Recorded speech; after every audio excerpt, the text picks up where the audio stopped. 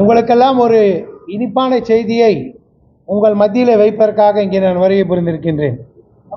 6 ஆண்டு காலமாக எதிர்பார்க்கப்பட்டு கடந்த 6 மாத காலமாக போராட்டங்களை நடத்தி ஓசூர் தளி சட்டமன்ற தொகுதியில் இருக்கக்கூடிய சேட்டலைட் ரிங் ரோடு அறிவிக்கப்பட்டு விவசாயிகளிடம் நிலம் எடுக்கப்பட்டு அதற்குரிய சர்வீஸ் ரோடை கொடுக்காமல், சரியாக விவசாயிகளை பயன்படுத்தாமல், விவசாயிகளுக்கு வேண்டிய பயனாளை கொடுக்காமல் பல்வேறு காலநிலையில் இருந்த காலமெல்லாம் மாறி உங்களுக்கெல்லாம் நன்றாக தெரியும்.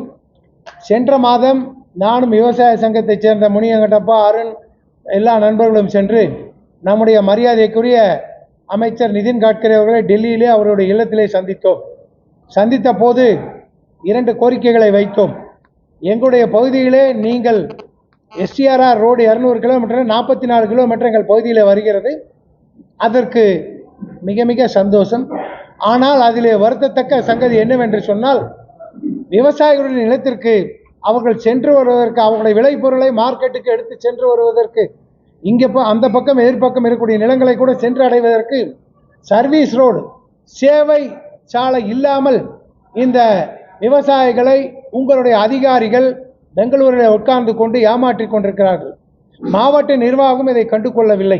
ஆனால் இன்றைக்கு விவசாயிகள் கொதித்தெழுந்து இந்த சாலையினுடைய பணிகளை நிறுத்தி அங்கே சேவை சாலையை உண்டாக்கி கொடுக்க வேண்டும்.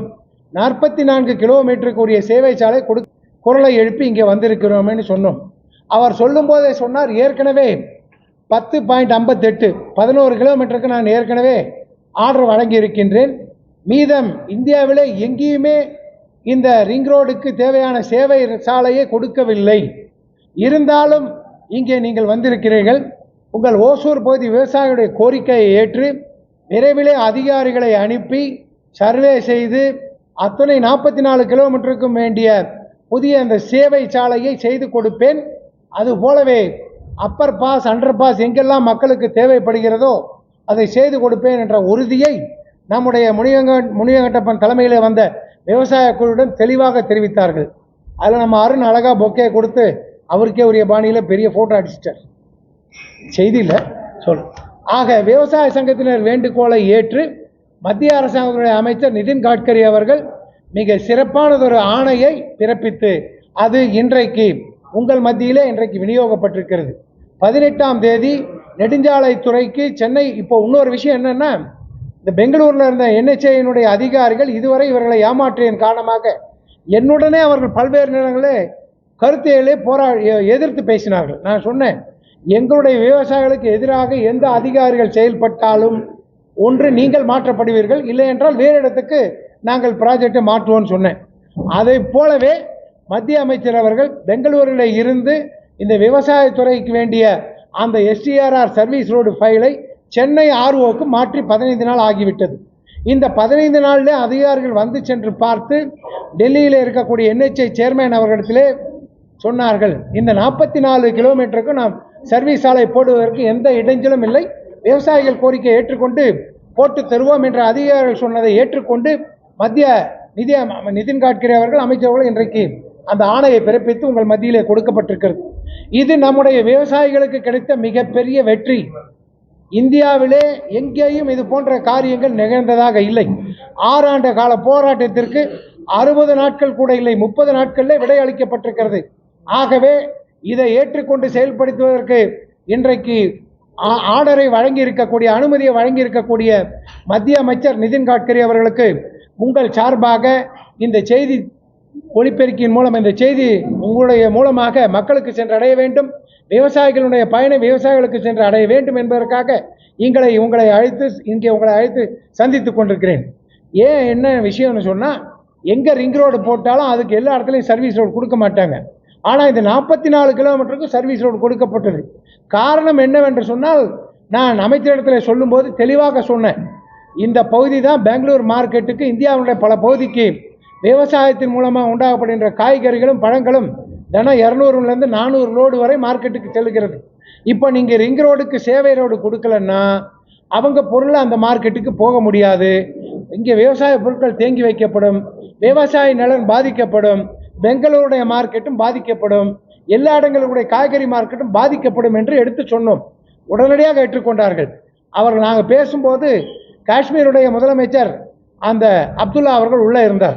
நான் மறுபடியும் போயிட்டு வந்துடுறேன்னு சொல்லி உள்ளே போயிட்டு 10 நிமிஷத்தில் எங்களை சாப்பிட சொல்லி மறுபடியும் வெளியில் வந்த அமைச்சர் இனி ஒரு சப்ஜெக்ட் சொல்கிறேன்னார். நீங்கள் காம்பன்சேஷன் கேட்டிருக்கீங்க, காம்பன்சேஷனுக்கு நாம் அதுக்கு பொறுப்பல்ல, மாநில அரசாங்கம் உங்களுடைய கலெக்டர் அலுவலகம் தான் அதுக்கு பொறுப்பு. உங்களுடைய கலெக்டர் அவர்களை சந்தித்து மாநில அரசாங்கத்தின் மூலமாக விவசாயத்தினுடைய நிலத்தினுடைய வேல்யூவை நீங்கள் எவ்வளோ உயர்த்தி வந்தாலும் மத்திய அரசாங்கம் அதற்குரிய காம்பன்சேஷன் அதற்குரிய நிதியை வழங்குவோம் என்று உறுதி அளித்தார்கள். அதற்கு பிறகுதான் நம்முடைய விவசாயிகள் இந்த பணிகளை மேற்கொண்டு இன்றைக்கு வேண்டிய அந்த அடுத்த கட்டத்திற்கு இன்றைக்கு சென்று கொண்டிருக்கிறோம். நான் ஏற்கனவே உங்களுடைய நிருபர் கூடத்திலே சொன்னேன், இது மாநில அரசாங்கம் செய்யக்கூடிய காரியம். கர்நாடகத்தில் இருக்கின்ற அரசாங்கம் பாகலூருக்கு பக்கத்திலே 3 கோடி கொடுக்கிறது. இதற்கு மேற்கே வந்தால் அது 3 லட்சமாக மாறிவிடுகிறது. இந்த சூழ்நிலை எந்த அரசாங்கம், அதிமுக அரசாங்கம், திமுக அரசாங்கம், எந்த அரசாங்கமாக இருந்தாலும் நம்முடைய விவசாயிகளுக்கு நிலத்தினுடைய மதிப்பை கூட்டி கொடுக்க வேண்டும். அது முதற்கட்டமாக நம்முடைய கலெக்டர் அவர்கள் செய்து கொடுக்க வேண்டும்.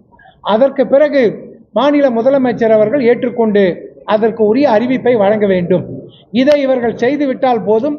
அது ஒரு ஏக்கர் 5 கோடி நிலத்தை மதிப்பு கொடுத்தாலும் சரி, எவ்வளவு கொடுத்தாலும் சரி, மத்திய அரசாங்கம் நம்முடைய நிதின் கட்கரி அவர்கள் அத்தனை தொகையும் கொடுப்பதாக ஏற்கனவே ஒப்புக்கொண்டு விட்டார்கள். ஆக சர்வீஸ் ரோடுக்கு ஒப்புக்கொள்ளப்பட்டு இன்றைக்கு ஆர்டர் வந்திருக்கிறது. காப்பீடு தொகைக்கு மத்திய அரசாங்கம் அப்ரூவல் ஓகே சொல்லியிருக்கிறார்கள். அதை நிர்ணயித்து கொடுப்பது மாநில அரசாங்கம்.